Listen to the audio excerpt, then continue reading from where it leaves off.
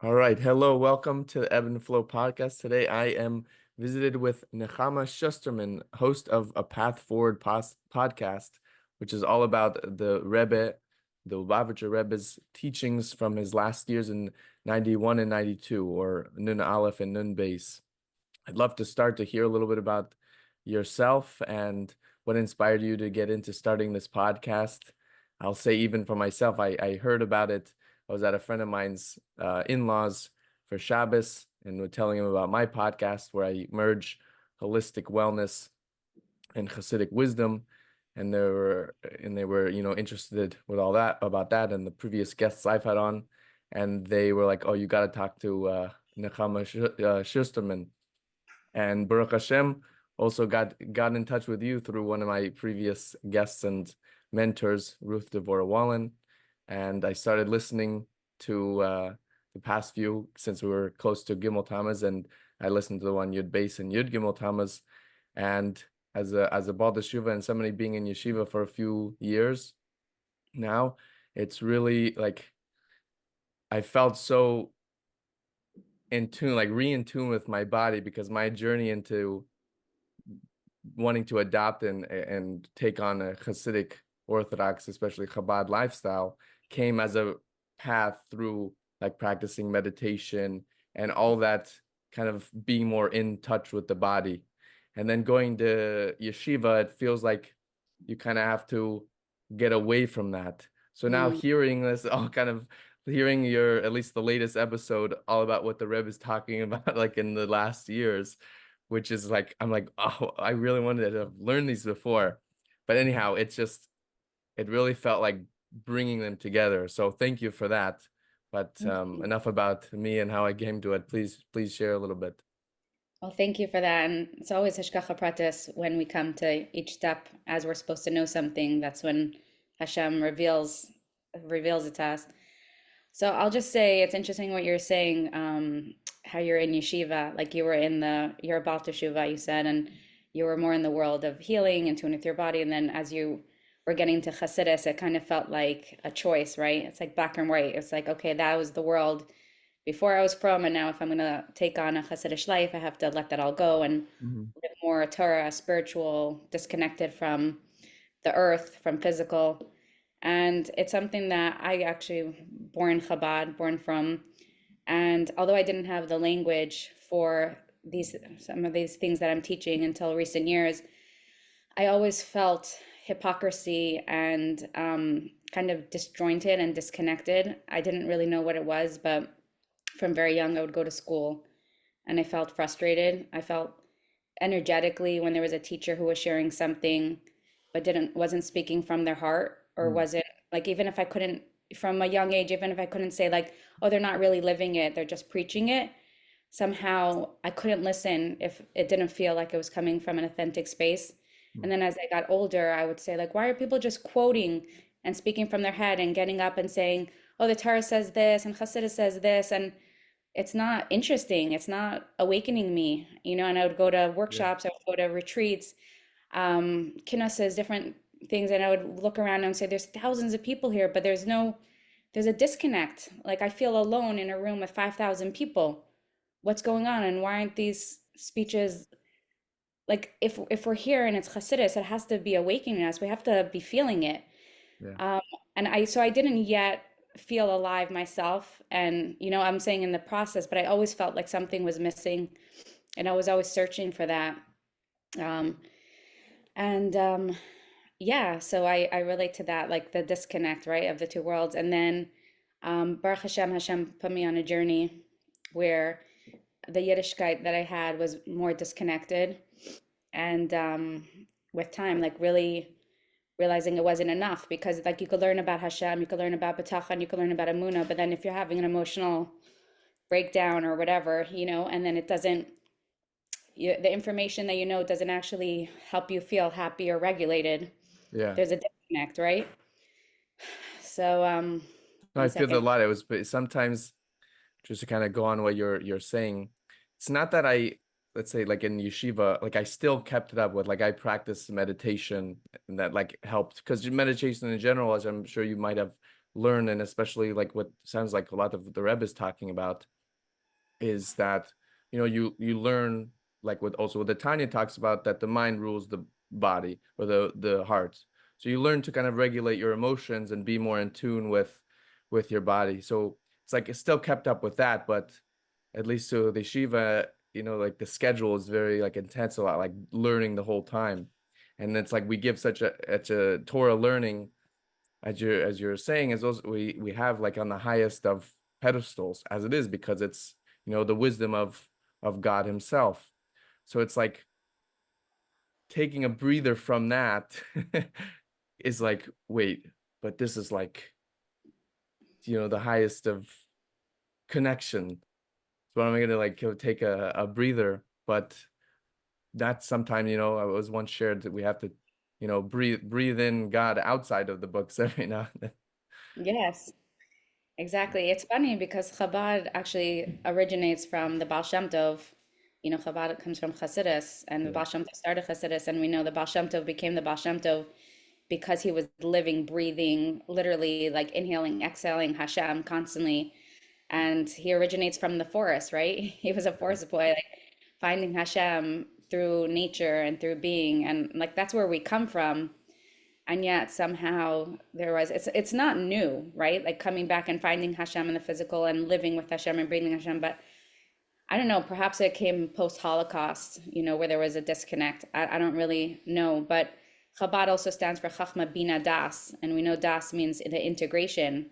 Yes. So there's obviously, it's so important to learn because we want to fill our heads with Hashem and with Chassidus and information that keeps our head in a positive space and filling our thoughts with Hashem. But there needs space for the Das, and the Das is the integration between our head and then our emotions, like the neck, where we integrate it and then we actually feel it. Yeah.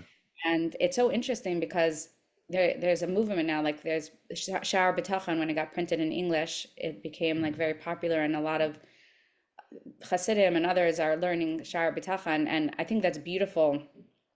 But there's even, in my opinion, there's even a disconnect there because bitachon really, what it really is that you have a felt sense that even if there's a war going on in Israel, and even if there's things that clearly there's still struggles and there's a lot of things that feel out of place in the world, but your system feels so integrated with Hasidus and Yeah. feels and so chewed over that you feel Hashem in your system, that you're not frazzled.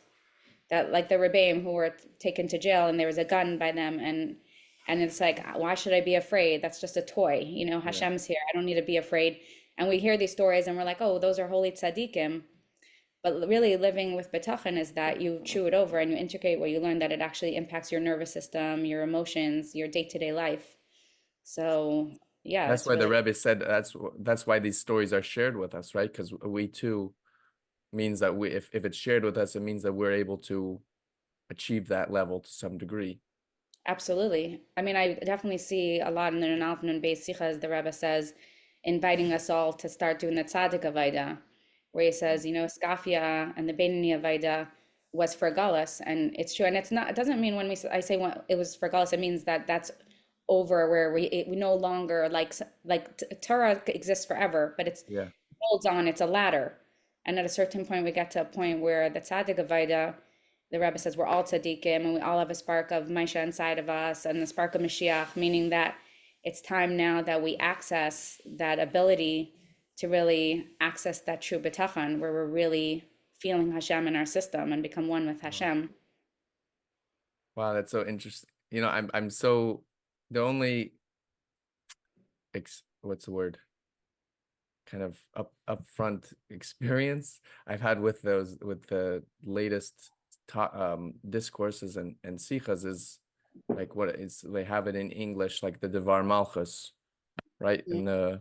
In the blue, but what you're saying, that if I ask like where did the Rebbe kind of mention that nowadays the vote is more of like tzaddik like, because I remember reading in of Dov Pinson has a book on Jewish prayer, and one of the parts he brings up that the I think the Rebbe Rashab even said person should spend a certain amount of time each day thinking as if he were a tzaddik. Mm. Yeah, so you're asking where do I see it in the Dvar Malchus? Yeah. many times. I wish that I prepared with the sources. I didn't, we're going with the flow, Yes. right? I can prepare anything. But many times I see the Rebbe says like a skafia was for the time for a Mhm. time and it had its purpose, but now it's time for his hapcha, and it's time that in order for a Gula to happen, all the darkness and all the energy that has been owned by the darkness has to be reclaimed Mm. by the light. So, for example, let's say like ego, right? So, like narcissistic energy is very evil, where it's like me, and the world revolves around me. And then the Rebbe, there's a whole sikha that the Rebbe says that France, like, is the lowest energy because it has very narcissistic energy. And in the past, we know that the Alter Rebbe went to the extent that would rather be in communist Russia, Mm. supported the Russians over France because that was a time where if the narcissistic energy would have taken over, people weren't ready for that. We needed a scafia, and he was more afraid. He said it's better to live in communism and stay strong and struggle with Yiddishkeit, which will enable us to stay from, Mm. than to have the energy of like abundance and freedom, because we're not, our bodies are not ready for it, and we'll lose our Yiddishkeit. But then the Rebbe said, no. Now, how do we know that Gula is available now? No. Because even Chabad's even in France, and he said France actually is on one hand the lowest, but it actually has the highest light, Source. Yeah. because if it's transformed, it's the transformation of that is, who am I? I am a Neichi, I am Hashem. Hashem's essence is within me. Of course Hashem wants me to have abundance. Of course Hashem wants me to delight in this world and have pleasure. And of course Hashem wants to give me everything, because who am I? Mm. I'm not my ego, my external ego. I'm not my shell. I'm not the vessel. I'm the essence. That I'm the vehicle and vessel for Hashem's essence. So of course, Hashem created, each person could say Hashem created the world just for me. So he said, like, that's an example of taking energy, and if you transform it and you know who you really are, and your value is your essence, and you Mm. don't have to chase, you don't feel like a dust, and you're chasing your worth outside of you, then that whole energy is transformed. So basically, that's a tzaddik avodah, where we know we didn't have the access to be able to face all those dark spaces because it wasn't time. We didn't have vessels also for the light that comes under after the transformation. Back then, you're saying. Yeah, Well, it's interesting too, because didn't the people, like the Jewish people at large during the Alter Rebbe's time, they actually were supporting Napoleon and France, but he, like you said, kind of had the foresight to see that it wasn't. It's almost like you could say he could see, like it resonated with the Jewish people at large because, like what you're saying, it the source of it comes from a holy place, and it's yeah, freedom and this and whatever, but you're saying that the it Alter wasn't Rebbe the supported time. Napoleon, No, he was against Napoleon. The Jewish right? people at the time were supporting him. Right, because they wanted a different reality, and it seemed like freedom. But the Alter Rebbe Yeah. saw that it wasn't the right time, and everything has its time and place. Mm. I think it's interesting because a lot of it's interesting. I feel like there's a disconnect even with this, where we know as Hasidim and we know as Jewish people that life is all about evolving and growing, right? And like we never should stay stagnant. We always have to be expanding, and Hashem's energy is infinite, and He's always Mm. recreating the world. So we always have to be receiving new Torah, like Torah Chadasha. Shavuos comes every year because we're re-receiving the Torah. And yet so many Hasidim are like, yeah, but 100 years ago, this is what happened. So how can you say, how can you shift? How can you? But Mm. of course, don't we have to be evolving? It's not changing the Torah. We're not, Hasidus Yeah. didn't change the Torah. We experienced that because when the Masnagdim saw Hasidim adding Hasidus, they said, who are you? Like this is like against Hashem, like you're doing Yeah. something terrible. They wanted to imprison the Rebbeim. But no, we didn't change the Torah.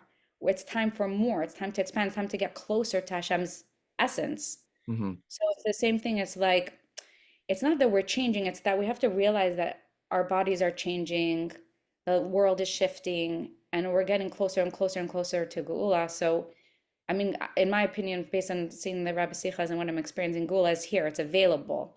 Mm. So we have inner exile, and it's about shifting out of that. But my point is to say, like, yeah, like then the Alter Rebbe was fighting against Napoleon, and that was then. And now it's time to look at all the different energies that don't yet have attachment to this true source and reclaim it. And that's, I see that theme again and again and again in the Rebbe Sichas.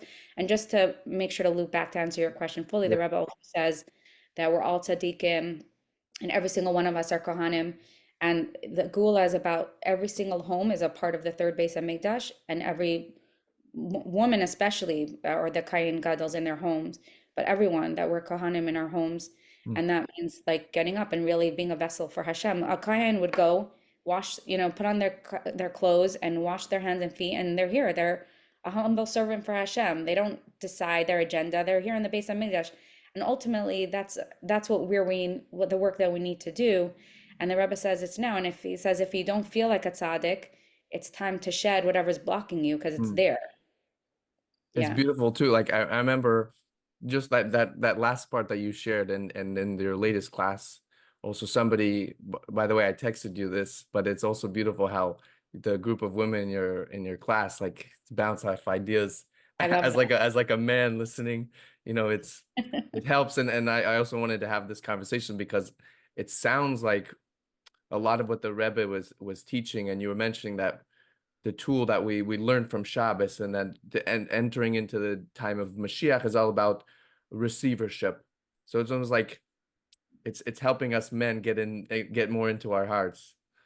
That's beautiful. I always love when there's every once in a while a woman's like, "Oh, my husband and I listen every week," and I'm like, "Wow," because I'm a woman and I'm really teaching it for women because definitely the people who are in the Zoom group with Yeah, me are women. So but I love that. Of course, this is really Teres Mashiach is for everyone, yeah. and it's interesting because really, it, of course, it's for men also. But this is a shift also that the Gullus is a masculine world, so the Torah Mm, was more masculine, and Mashiach is feminine reality. So the Torah's Mashiach is also more feminine because more pneumius. It's more about the embodied Torah that comes from the inner well, mm. like from within. And That inner but guidance system, yeah. yeah, like Torah Chadasha means that when you're access to your essence, right, you're not blocked, you're not in a fragmented, shut down space, you're in flow, Mm, that you're tuned in, you're channeling Hashem, and Hashem is communicating to you new insights. It's not inside the Torah, it is code for all time. Everything is in the Torah, it's everlasting, but it's all about where you're at. Like the glasses that you have is what you see. So you could mm, look at Torah, a 4-year-old learning Torah and an 18-year-old learning Torah is going to read the same pasuk and understand it differently. mm, And the same thing, the Rebbe explains, Torah Chadasha is that as you deepen your own inner well and access Hashem's essence, meaning like heal yourself and get out of a fragmented state and feel Hashem within you, then you're gonna always be fed new information. So, and you'll have these epiphanies, and then you'll go to the same pasuk and say, "Oh my gosh, I see it from a totally new way." So the pasuk is the same, but you're getting fed new information, and that's going to be infinitely the case, and we're all going to be yeah, understanding new insights, and it's up to us to like expand that, and each of us bring our new insights into the world. And that's how we, beautiful. yeah. One of the things that you mentioned though, that the Rebbe was saying, if you don't feel like the tzaddik, we have to shed away those layers. And I think one of the women in your class was asking about, like if we don't feel it, something along those lines. And it reminded me that when I was learning, so like in the world of more meditation, and how I learned it was with using science as the language to Mm, understand like what's going on. And obviously it's like from a secular, I don't like to use those words, but not, let's say, in the world of Torah and mitzvahs, but still it's when you're, like the Gula or times of Mashiach is something that we're, intending for, manifesting. But and ultimately everything, as from what I understand, the Rebbe is also teaching that everything is really in the present moment, mhm. because when we're thinking about the past, it's still like I'm in this moment thinking about the past or in the future. So when we get really present, everything is ultimately happening in this moment. Just like it's when we talk about, and Chassidus talks about, even Tzimtzum, the contraction, or all the other worlds, it's all actually happening now. Yeah, So I remember learning, like, if that's the case, then you can align your mind and your emotions with that desired intention, in this case, Mashiach, and by and even though you don't necessarily feel it, it doesn't mean that it's not true. The senses are the last to experience that end, so to speak. Yeah. So it's So like like you're saying, he was saying, we have to peel away these layers. But then, so it brought to mind, like, just because we don't feel it doesn't mean that it's not real. Like, you're not necessarily aware of your ear or your nose unless you place your attention on it. yeah, I have a lot to say on that. First of all, the concept Mashiach now, people will ask me, I addressed that last week, Mhm. but people will say, like, the Rebbe said, scream, Mashiach now, I'd must say. And, my best response to that is take a minute, slow down. What does Mashiach now mean? You could scream Mashiach now, or you could slow down and breathe and say Mashiach now. Mashiach, can I be in Mashiach now at this moment? Mhm. Now, literally. Number one. Number two, it's a really, like we talked about Das, slowing down and chewing over. None of this is new. The thing is that we didn't slow down enough to really, like, what does this mean? What does this really mean? So we always understood, like, Gula is about the marriage with Hashem. Galus is the engagement. So Galus, when you're engaged to someone, and let's say you're in a different country, then you're far away. You have to call them a couple times a week, and there's a disconnect, and you have to find ways to connect, right? But when you're married and you're living in the same home, there's the intimacy and every level, and you're with them, you become one. So Geula is when you become intimate with Hashem, where there's no separation, where you feel Hashem flowing and you're a channel for Hashem moment to moment.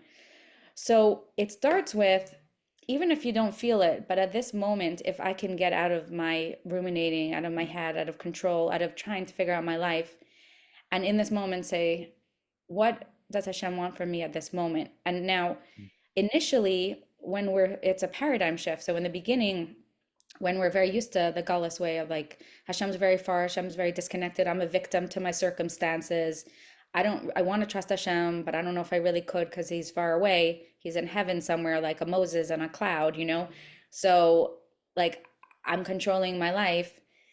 And so then I'm like, not here at all because I'm trying so hard to figure out and. So when the paradigm shift is like, well, if Hashem is really here in this moment and there's no mistake and everything that I'm experiencing is part of what I need to experience, then if I stop at this moment and say, like, okay, what's going on right now? Now, Mhm. right now might be when I stop, I feel so uncomfortable. I feel afraid. I feel uncertain. I feel like I've never let go of control. I've never surrendered. I don't feel Hashem in this moment. So the thing is that it's shedding, right? It's shedding the Yeah. ego, it's shedding the control. So it starts with, I don't feel it because I'm in a fragmented state. I'm feeling afraid. I'm feeling because I never stopped enough to internalize the truth or draw Hashem into my fragmented state. So the Rebbe talks a lot about Aleph into Gaila. And the Rebbe talks, it sheds light to the fact that we've always had this certain image of what Geula is, right? It's like some far off, like, Mashiach fantasy that we're gonna, like, somehow poof out of this reality and go into some magical utopian, like, reality that's completely disconnected from the physical. But the Rebbe says, no, look at the words Gaila and Geula are opposites, exile and redemption, and it's the exact same sherish, Gaila. The only difference is that Geula has an aleph. Hmm. So the Rebbe shed light to that how do you get to Gula? By bringing the Aleph, which is Hashem's essence, his unconditional love, into your Gaila, into your darkness, and the places inside of you that don't feel Betachan, that don't feel Hashem, that feel fragmented, that feel alone, that feel scared, that feel like that it needs to control. And so take what you know and bring that Aleph into this moment. I don't feel Hashem, so I want to control. I want to disassociate. I want to turn to an addiction. I want to go on social media. I want to eat food. I just feel so uncomfortable. And Even that's even what, turning even turning to Torah, you could say, in yes, those moments. yes, because even spiritually, we can, if we, spirituality, if it's used to bypass or to disconnect from an emotion, that's a transcendent state. And Gula is a dir b'tachtainim. It's about Hmm. bringing Hashem into where we are right now. Exactly. So that's a good, I'm glad that you brought it up. So an example of that, so I feel uncomfortable because I want to run away and I want to disconnect, but I feel how afraid I am. How will that fear place get betachan?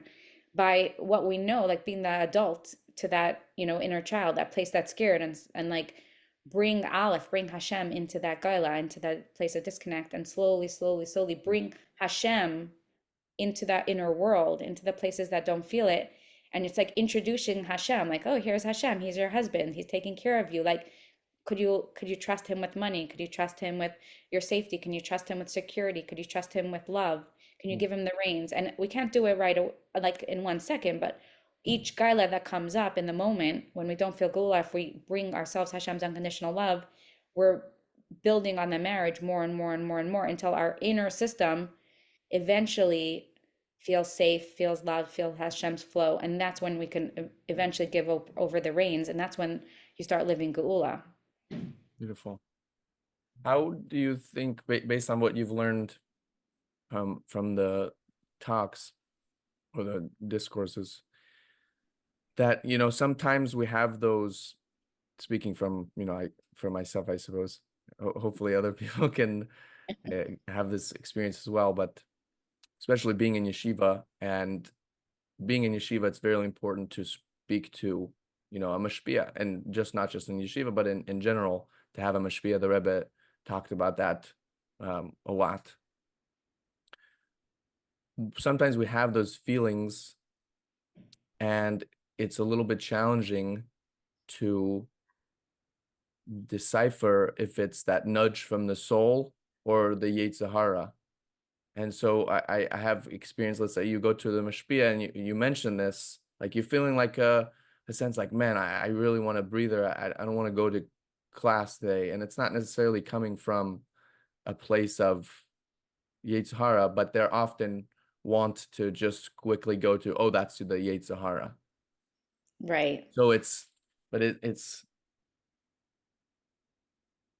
listening to all the explanations, it's like bringing it together, because it's the Rebbe was really empowering us to be able to listen to ourselves, and also make those decisions and listen to our body, as you Yeah. said. I know, and this is I love your question. It's really, really great question because it comes up a lot. Like the Rebbe spoke so much about a mishpia also, and not there's sichas where the Rebbe says don't trust yourself, and then Mhm. turn to mishpia, and then there's the later years where Nunalf and Beans, definitely the Rebbe is talking about like your inner mishpia and your inner guidance, and Yeah. you have to access your yechida, which is your inner GPS, and everyone needs to become a tzaddik and access their inner spark of Mashiach. So yeah, it's a really great question. In general, I say it takes a lot of discernment, slowing down, and honesty. Like living Geula, it means you have to slow down and you have to be really conscious and you have to be really honest. Because like, it's like ultimately you're an adult, right? And like we're all adults and we have to, it's our life and we want to live with Hashem. So, you know, the consequence, yours Hashem really means that the consequence of not doing the right choice is that I have a disconnect from Hashem, which means I have a disconnect from my essence, which means now I'm fragmented, feeling alone, feeling scattered. That's the consequence. I don't want that, right? Who wants that? Everyone wants to feel in flow with their well of love and joy and pleasure, which is Hashem inside of them. So the more we understand, like living in flow with Hashem is the biggest gift we can have. Mm. But then it's the honesty and asking, like, let me ask myself honestly, like, what is my body saying? What do I really, really need? And if your body's saying, like, I really, I've been learning so much, it's a lot of new information, and I need a day to go to the forest and integrate it, or check in with my system, or haven't nourished myself, right? Or I haven't, done exercise in a while, or just like taken the time to bring these ideas into my own system to really live it or feel the bitachon. So I think that it takes real discernment and honesty. And then sometimes maybe you could say that's what I need. And then at the end of the day, you're like, you know what? No, I actually feel more fragmented and I feel worse. And then there's no mistake because that's part of the learning. Learning. It's we learn and we say like, oh, and sometimes people ask me, because I always say like really trust yourself. So they'll say like, oh, I don't know. I like there's this bar mitzvah tonight. I don't know if I should go. Like, should I go? Should I not go? And I said, ask yourself, will I feel better when I come back or worse? And if it's like, I feel like I need to go, but I'm gonna come back worse, then no, you don't need to Mm. go. I mean, unless it's a brother, sister, Yeah, cousin, yeah. whatever. Do you But think maybe it comes also from a place of like make a fear of making a mistake? Could be for individuals. yeah, but I think that's like, I think that we have to, the Aleph into Gula is unconditional love. Hashem is unconditional loving. So it's like the opportunity to be like, and if I make a mistake, I it's gonna help. I'm not doing it intentionally. I Mhm. feel like this might be the right thing, and if I do a mistake, I won't shame myself. Shaming is the Yetzer Hara. Mhm. I'll tell myself, "Wow, I could learn for next time that like that's how you start learning the voice of your Yetzer Hara. Also, Mhm. wow, whenever that comes in, and I think it's coming from a good place, it always leads me to feeling worse. So, oh, I'm starting to get familiar with the voice of my Yetzer Hara. How do we learn our inner voices? It really is trial and error. Oh, beautiful. I guess taking a step back a little bit, how did you get into the later years of the Rebbe and then begin to want to share them with having classes? Yeah, so I think you were like I said, mentioning it a little bit earlier. no, it's good timing now. So I told you I was always looking for something deeper. And then around like 7 or 8 years ago, probably 8 years ago at this point, like I had um you could call it an emotional crisis or whatever because I was on shluchas, I was having kids, I was like in the rat race, very, Mhm. very, very busy and staying above my emotions, and my busyness kept me feeling okay. And if anything, I thought everything was totally fine and perfect, like had this like perfect shlucha, perfect mother, perfect and then eventually it just came to bite me, and it was too much. Like I was totally ignoring myself and avoiding my inner world.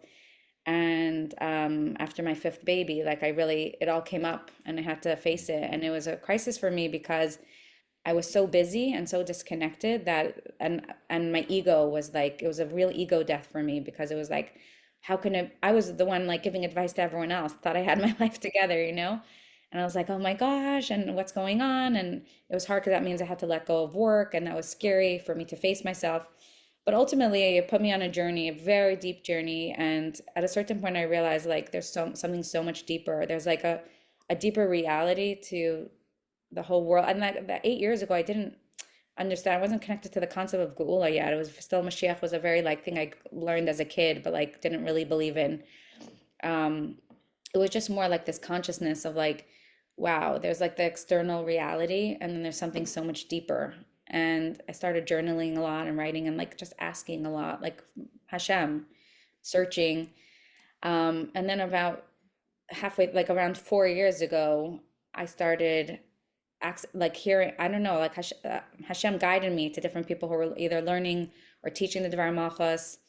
Um, or, there's this woman, Bracha Lifshitz, she created a curriculum, the Malchus curriculum about, she found all this Chassidus about how the world is shifting into feminine energy and about the Chassidus about like really becoming embodied, and that Dir B'Tachtonim is all about like really accessing and realizing that Hashem wants us to delight in the world and use physical pleasure, as long as it's in halacha, Yeah. to get to a state of joy and expansiveness and like bring romance back and pleasure back in a healthy way with Hashem. Like, what does it mean? Like, if you're from, you can't have passion. It's like the Tahu and Tikkun, Yaakov and Esav together make Yisrael. Yeah. And we had the Tikkun and the world has Tahu, but ultimately it's like merging the lights.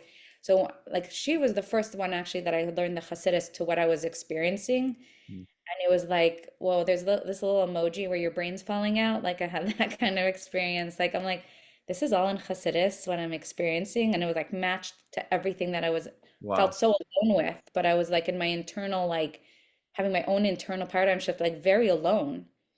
And then I started learning Dvar Machos, and then it was like, whoa, another like brain fallout. Like I couldn't believe that what I was experiencing was the Rebbe gave words to it. It's coming out of your inner exile, and there's a personal Gula, and like where you like really become intimate with Hashem and like bringing Hashem into your embodied state and getting out of like the rat race and the like control. My favorite line now, because it's so like easy to understand, the chametz, everyone knows you burn chametz, right? Chametz is ego, and chametz stands for chayav mochach tzarech. I have to, I need to, I should. Wow. And and because there's, yeah, it's so like Have once I to. heard it, I'm like, I have to, I need to, I should. Chayav mochach tzarech. Mm, Because people are like, I have to. I'm a Lubavitcher. I have to because I'm from. I have to. But that's actually a chametz mentality. Because mm, really, to get to truth is, what is my sign? Because your true sign is Hashem's sign. We know Hashem created the world with desire. He had a sign. He had a desire yeah. to and then according to Chassidus, that Hashem continues to create the world through us. So the same will and desire that Hashem had to create the world, He continues to create the world through the power of will and desire that's flowing through us. But as long as we're covering that up and we're saying, I have to, I need to, I should, we're disconnected from Hashem's essence. And then we're creating the world the way we think we have to versus being a vessel for Hashem. So that was, anyways, a little tangent, but anyway, so I started learning those sikhas and I was like, it was a coming home. Yeah. But what was interesting is that I was very passionate about it because it was like, wow. But I didn't yet have the vessels to teach it because it was so intense for me. Hmm. And I was like too intense about it. Like people are like, whoa, Nechama, I don't know what you're talking about.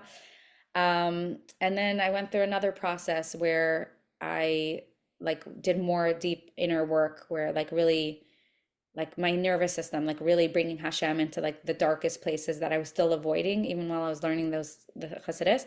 And then once I internalized it in a deeper way where I became even more embodied, then all of a sudden I saw the sikhs in a whole new way. And I had the vessels for it. Like it wasn't transcendent anymore. I like seeped into my system. And then from there, I just was very passionate about it. And I didn't have a vision. I asked a few women, hey, I'm really excited about these. Do you want to learn it? And then one time someone was like, hey, could you record it? I'm gonna miss the class. And I said, yeah. And then someone offered us like, oh, Nechama, it's hard to find you on YouTube. Can you just put it on a podcast? And I just like flowed from there. I didn't have a vision. I didn't know. I mean, I'm Hashem was delighted. creating through you. And it still happens that way. Like I completely show up and Hashem is doing it through me. And it's a beautiful ride. There's so much joy when you just Mm. show up and there's no like, I'm not on Instagram. I'm not trying to grow. I don't have an agenda. I'm just here to For express. your Yeah. class. Beautiful. So you were mentioning that when you were first introduced to the Nun Aleph and Nun Beis Sichas, and it really was really changing your perspective, and you were beginning to integrate it. Could you share a little bit about one, the tools the Rebbe, I guess, kind of more so summarizing from a lot that you've learned so far, different tools and mindsets that the Rebbe focused on during those final years, and tools that you personally used to internalize the lessons that he Yeah, shared. sure. Well, first of all, I mean, just the concept where I've seen it, and I saw it even last week, Parshas Balak again, where the Rebbe says, like, if you're not feeling Gula, it's because your system is in an exiled state. I mean, and then because I started realizing because I was doing my inner work, like my consciousness was shifting, and I started showing up differently, experiencing, feeling things differently, like feeling Hashem more. And I had like challenges with some of my older kids, and then I did this internal work, and people will say like label your kids or like bring them to all kinds of therapy or who knows what. And I was just doing this internal work, and I saw they had a retroactive healing. And people would say like, "Oh my gosh, I saw your kids, and they're shining, and they're so stable, and they look so embodied and so secure." And I'm like, if you would have seen them a few years ago, they were different.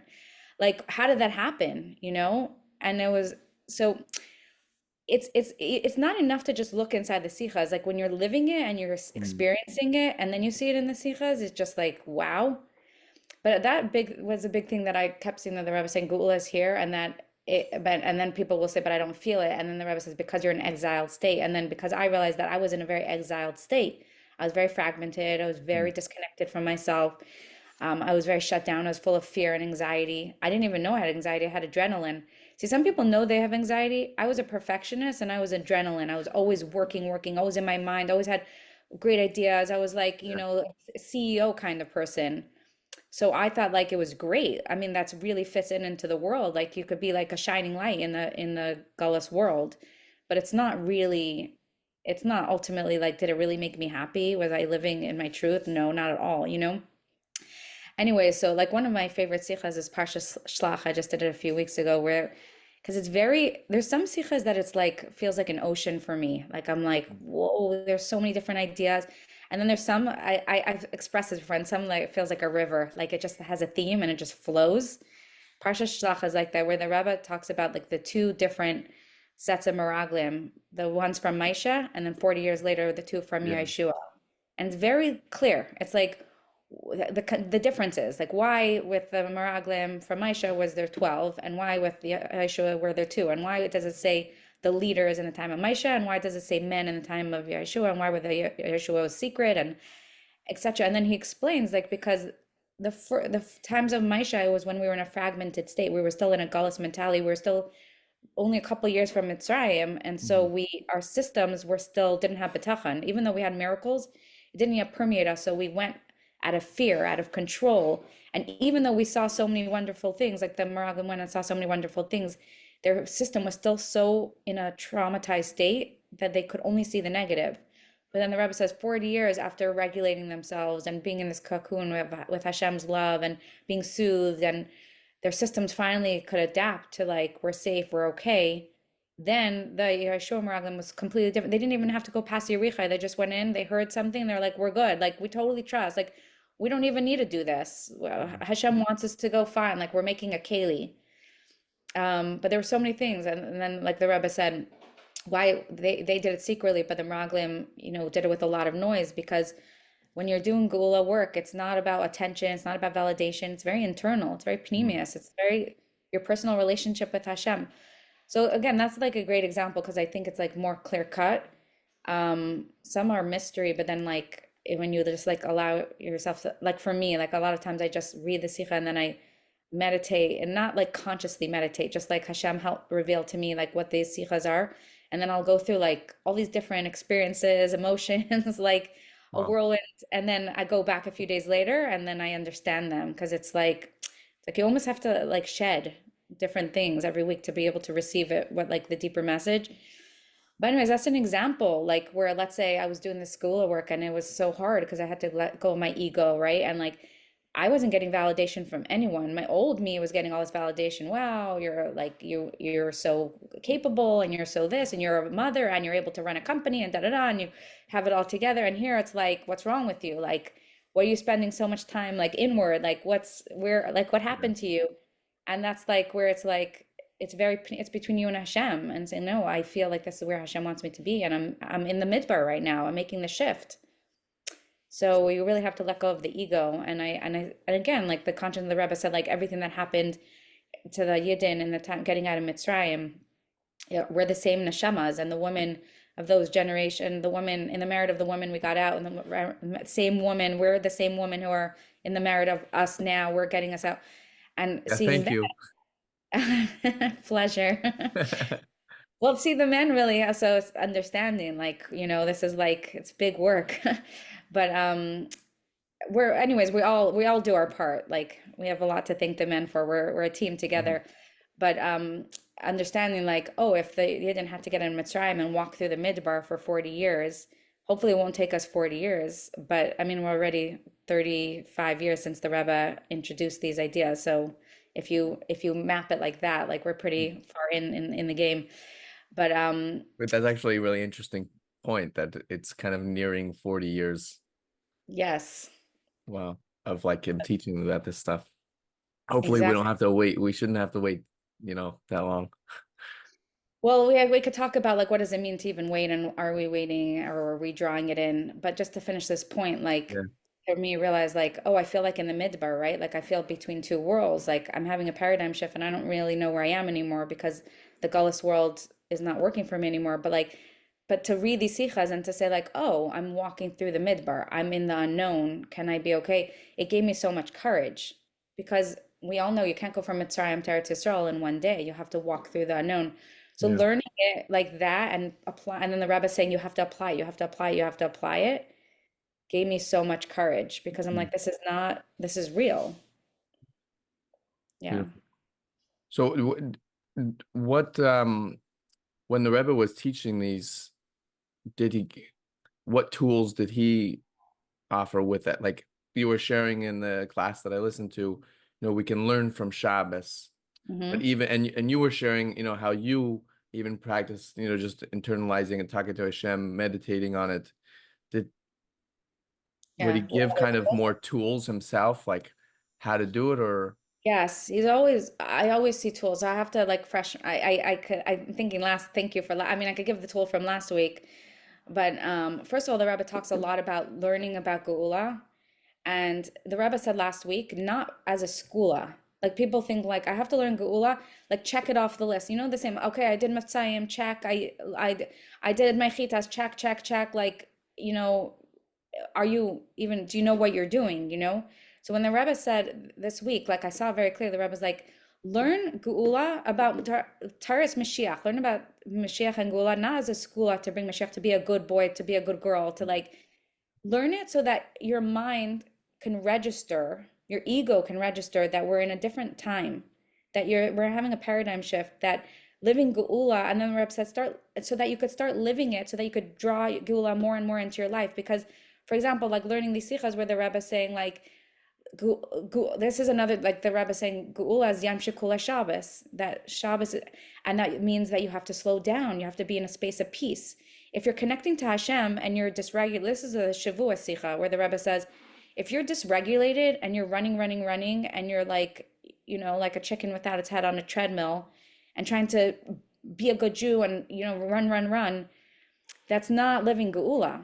The Rebbe says if you understand that Gula is about Shabbos, like how do you feel on Shabbos? You take time to rest, you take time to yeah, do things that give you pleasure. So again, that's like a tool where learn it in a way of not like so that I'm doing the right thing, but learn it in a way so that I could register that, wow, I don't have to operate in the same way anymore. Like I need to shift my system. But last week, a tool that the Rebbe said, which was really beautiful, he said that um, the 3 weeks are always connected to mourning and or doing teshuva, like right, like that we don't have a base of mikdash because we did so many bad things, and it's time to do teshuva, or there's so much grief. And the Rebbe said it's no longer about grief or teshuva. And it was amazing because I when I titled my podcast, I was smiling. I'm like, it's so like radical to say, guess what? The 3 weeks are no more about teshuva and mourning, but I'm like, that's straight true. out, like it's a quote from the Rebbe. So, and the Rebbe said instead that year when the Rebbe gave the Sikha, he said that Shabbos, Shavasar B'Tammuz and Tisha B'Av, both fasts were on Shabbos. So he said the 3 weeks are cushioned in a sandwich of Shabbos. Mm. And he said Shabbos is the energy of joy and pleasure and abundance. And he said like you have to drink the best wine, eat the fattiest meat, and Yeah, and so much so that if you might think that if the Shabbos is on Tisha B'Av, you might think I feel bad. Like maybe fine, I won't have meat because it's a fast day. Fine, I have to eat at Shabbos, but I don't want to. He said no, you have to even eat more than a normal Shabbos. So the Chas v'Shalom, you should think that you have to hold back that it's a fast day. So what does that mean? The way I understand it, and so then the Rebbe said this is the tool also for us. The 3 weeks is like that represents Gullus, right? When you don't feel connected to the base Hamikdash, when you don't feel in flow, when you feel grief, when you feel yeah, violated, you feel crushed, right? And so if you package your life with Shabbos, first of all, the concept not to hold back on Shabbos, go all the way. We might think like, who am I to have pleasure? Who am I to delight? Who am I to have a good time? There's so much pain in the world. Like yeah, I don't have the right. And the Rebbe is saying, no, the opposite.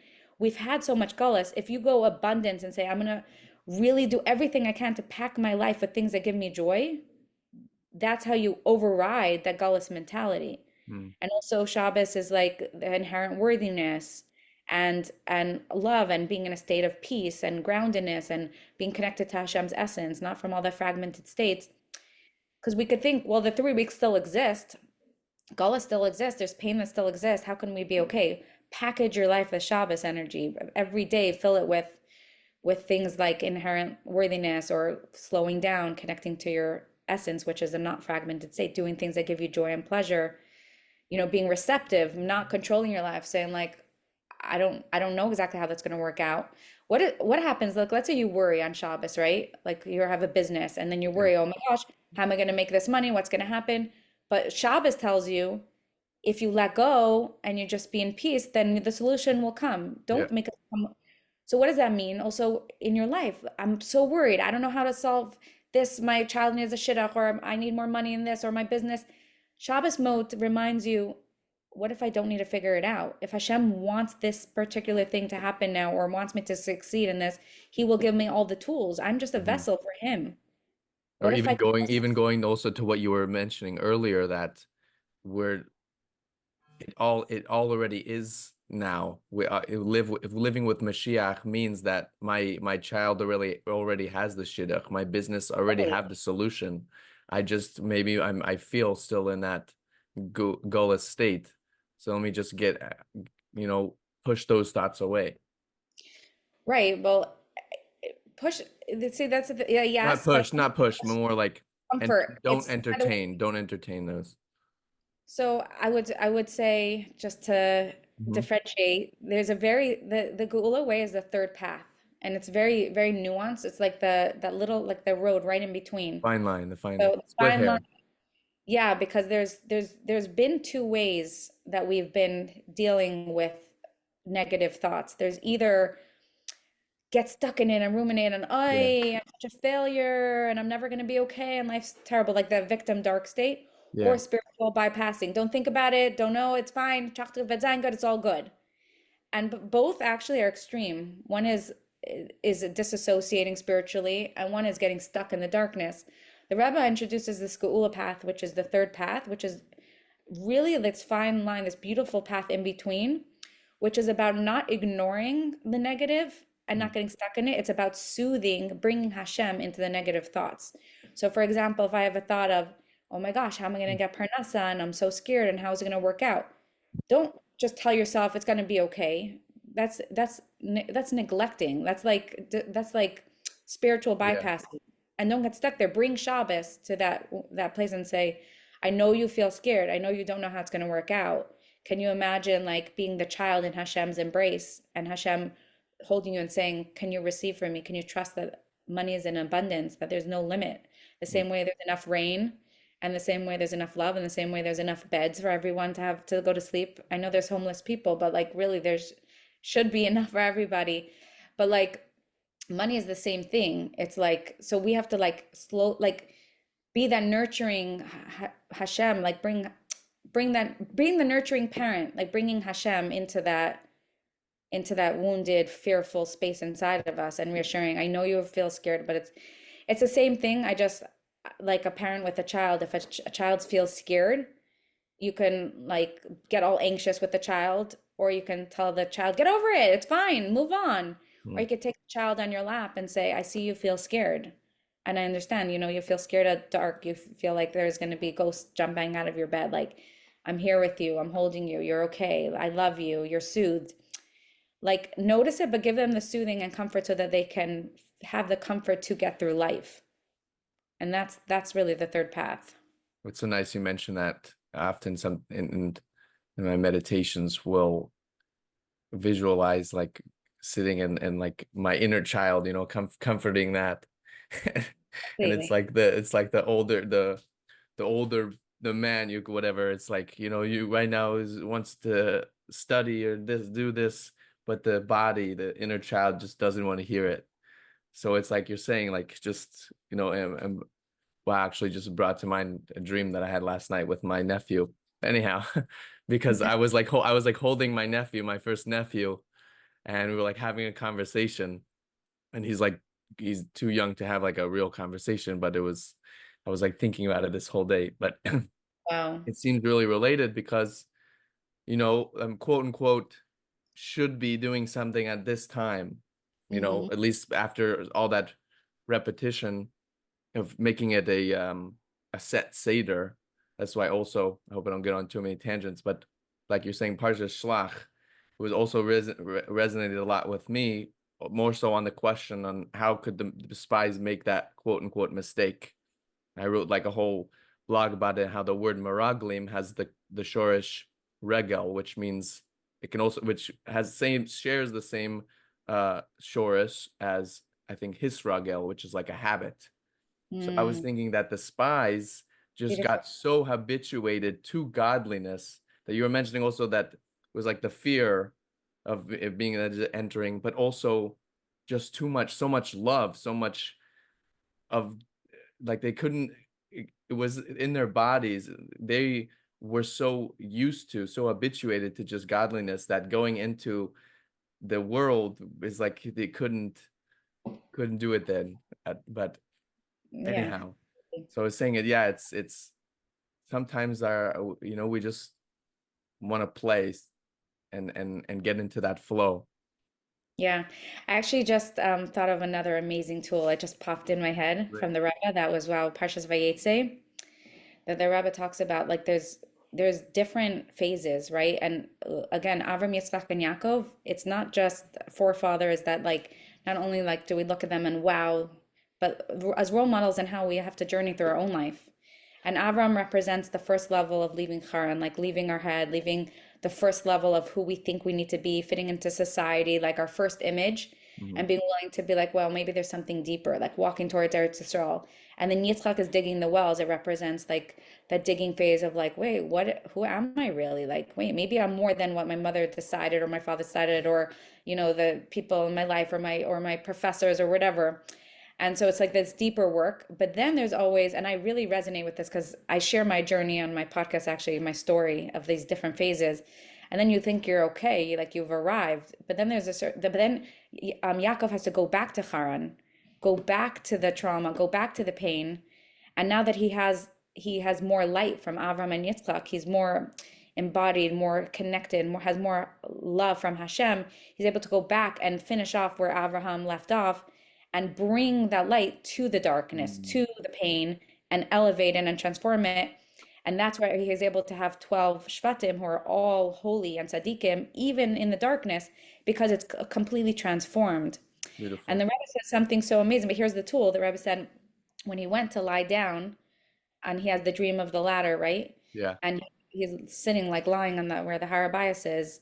And it says, the Rebbe says, why does it say he lie down? For 14 years before he didn't lie down because says he was learning. And for another 20 years, it says he never rested because he was working. Of the one place that he's connecting, like Kaidesh HaKadashim, how could he rest?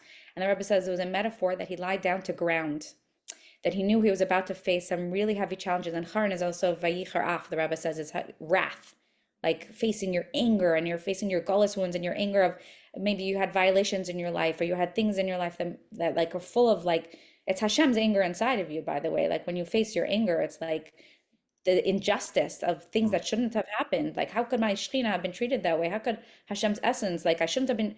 So it's like when you face that anger, it's very scary. You could feel Yeah. like you could get lost in that and it could overtake you. So the first step, you have to ground, you have to get to connect, feel safe, you have to feel connected. So the Rebbe said two tools is the number one, when he lied down, it represents like surrendering, accessing safety, feeling like, in the world talks about grounding, but this is like connected to truth, where if you feel Hashem's essence holding you, then he was ready to face the darkness. He first had to touch base with essence. And also, the Rebbe said lying down means equalizing his head with his body, meaning he got out of his head and he was able to, Hashem, I don't know exactly how this is going to work out. I know I'm going to have a very 20 years of challenge, but I'm ready to face this with you. I'm giving it to you. I'm getting out of my head. So that was also an amazing sikha, like so profoundly, like the Rebbe is giving it to us, like what we need to do. Yeah. Thank you so much for sharing that. That happened even though my birthday is an ER, because I grew up a conservative shul. My bar mitzvah parsha was Parshas Vayetze, so I Oh, really appreciate that. wow. Wow. That's really special. So in closing, Mhm. I'd love to hear how, and a lot of that we have been talking about is also similar to what inspired me to start my own podcast, which is Ebb and Flow. Was I played basketball basically my whole life and got to play in college. And when I was transitioning out of playing, I was asking myself, what was it that I loved so much about this game? But now I was having like a change of heart, and it was that flow state that I would get into, and that led me into exploring different things. What things can I do to facilitate being in that state? Because I had a sense I would get into that state during the game, but I feel like we can live life in that state. So I'd love to hear, based on all that you've been learning and in your own personal life, what things help you get in the flow and can help That's myself and the beautiful. listeners. So I'll connect it to last week, Precious Balak, that this experience where Bilam is riding on the donkey, right? You Mhm. probably heard it in my last week's podcast. I mentioned it. And he's riding on the donkey, and then the donkey stops, and because he sees the Malach in front of him, and Bilam doesn't access that consciousness yet, but the donkey does. And the Malach is standing in front of him and saying, beware, you can't do anything against Hashem. You have to know that only whatever Hashem decides you're going to do. And Bilam doesn't know, so he's beating the donkey, and finally the donkey turns around and says, what are you doing? Is this my normal occurrence? I normally like do what you tell me, but obviously there's something deeper here. And then Bilam sees the Malach. And anyways, this is also a metaphor for something so much deeper, that there's two parts of us. Bilam represents the ego. I decide this is my agenda. Mhm. I'm waking up. This is how my life has to be. This is what I want to do. And the donkey represents the chamor, which is the physical. It's our nefesh habaham, it's our The body. the body. Yeah. And we have this turmoil where like we feel fragmented, right? We want to live in flow, but we have like the chametz, I need to, I should, I have to, or my expectation, my agenda, and then we have Hashem's agenda. And like imagine two managers running a company and they have totally two different opinions on something. It's very, very hard. So we have like we don't know who to listen to. So this is a metaphor for us that really the fact that the donkey saw the malach and he was like, you better, you have to, and then the Bilam was hitting and trying to destroy it. It's like, get out Mhm. of the way. I want to be in charge. So a lot of times we want the head to be in charge. We want the ego to be in charge and our agenda. And then we beat up the body and we say, work for me. Stop saying that you're tired. Stop saying no. I decide I have to. I need to. And actually, really, Hashem's essence, the Rebbe says again and again and again in Alpha and Beis, that Hashem's essence is deep within our nervous system, in our body, in through the limbs. Like we have the Eitz HaChaim inside of our body. Every limb is a part of the Eitz HaChaim. It's like a tree full of Torah and knowledge and information and life. And when we slow down, and instead of ignoring the body and thinking that we're in charge, but to say, my GPS is inside, my yechida is inside of me, my essence is inside of me, Hashem, the reins are inside of me.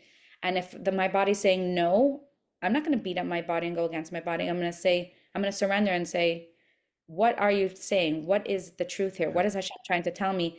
And then you slow down and you allow, it's not that the brain gets out of the way, it's that the brain supports, Mayach Shalt Al Lev is that the brain supports the body and says, what is it that you need? I will help you. I'll execute it for you. I'll make a plan. The body doesn't have the execution skills or the ability to think Yeah. and process. The brain does. So the brain has such a power to guide the desires of the inner GPS within the body, Hashem's essence. Mhm. So the way we get out of fragmentation into flow is to finally surrender and give the reins to the atzmos, which is into etzem, is atzmos. It's the bones. It's the inner knowing. Once we do that, we live in total flow. And I'll tell you, for me, it's been a huge journey because ego death, it's terrifying. People won't get it. People think I'm crazy. But from living in this space, it's unbelievable. Hashem is the most amazing orchestrator of life. Like when I'm in this space, first of all, I live in flow and I live balanced and I feel happy, but also it's amazing. Like I've just the right amount of me time and giving, like, receiving and giving and being with other people and being with myself. And I do things physical and I do things spiritual and I learn Torah and I also have time to go to the beach and I also have time to exercise and I also have time to do shluchas. It's like everything that there's no such thing as a clock anymore. Like everything is perfectly orchestrated, perfectly worked out. You could get on a plane and show up somewhere and like you start seeing like Hashem has it all figured out. You don't really have to schedule it. You don't have to schedule anything. And actually the less you schedule, the more you show up and tune in. Mm. You stop being so exhausted, because then you start realizing, of course I was exhausted all the time. Hashem already planned my whole life and I was planning my life. That's exhausting to try to manage two people's schedules. So that, anyways, yeah, I mean, of course, like we could infinitely talk about this, Yeah. but that's really, yeah. And if anyone wants to hear more, I talk about it week by week in my podcast. Yeah. I will happily share a link to your podcast. It's called A Path Forward, Yeah. correct? Nechama Shusterman, thank you very much for taking your time to come speak with me and all the awesome work that you're doing with this podcast. Thank you. Thank you for the opportunity. And yeah, I want to say again, thank you, and I appreciate and acknowledge all the awesome work that you're doing. So thank you very much. And where also can people find, in addition to listening to your class, if they want to read inside, what works, what books are available, whether it's Hebrew or English? Send you the link if you want to put it on. I personally learned from a bilingual Dvar Malchus. So it's English side by side with every other week is Hebrew and Yiddish, and then it's Mhm. in English. I love being able to use the English. It's my first language. So, and for anyone who doesn't have mastered Hebrew and English perfectionally, perfectly, like Baruch Hashem, we have it in all languages now. So I could send you the link for that if you'd like. Sounds great. Thank you very much. Take Looking care. forward to being in touch.